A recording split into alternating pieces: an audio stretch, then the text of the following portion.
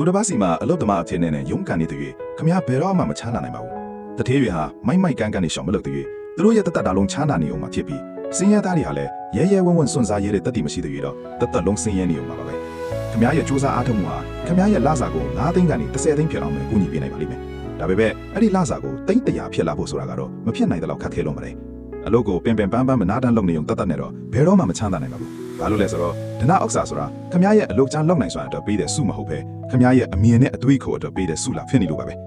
ရှေးလူကြီးတွေရဲ့စကားပုံတစ်ခုရှိပါတယ်စီးစိမ်ချမ်းသာကိုခံစားခြင်းရင်စိုက်ဖွင့်ပါစီးပွားရေးလုပ်ခြင်းရင်တော့အရက်လေးမျက်နှာကိုလှည့်ပတ်သွားလာရမယ်တဲ့လူဆိုတာလောကအလယ်မှာစွန့်စားယုံကြရမှာဖြစ်ပြီးမြင်းဆိုတာလေကွင်းပြင်ကျဲထဲမှာလွတ်ပြေးလွှားမှာတန်မာလာတာပါချမ်းသာကြွယ်ဝခြင်းဆိုတာဖြူဟာနဲ့မဟာဖြူဟာမြောက်စဉ်းစားတွေးခေါ်မှုဉာဏ်ပညာပေါ်မှာပဲတည်ရှိတာဖြစ်ပြီးအလုတ်ချမ်းလုပ်ရုံတတ်ပေါ်မှာမတည်ပါဘူးအမြတ်ဆိုတာခေတ်ရည်စီရောင်းတဲ့အခွင့်အလမ်းအချိန်ခါပေါ်မှာပဲမူတည်တာဖြစ်ပြီးပင်ပန်းဆင်းရဲစွာလောက်ကင်နေုံနဲ့တော့ရရှိလာမှာမဟုတ်ပါဘူး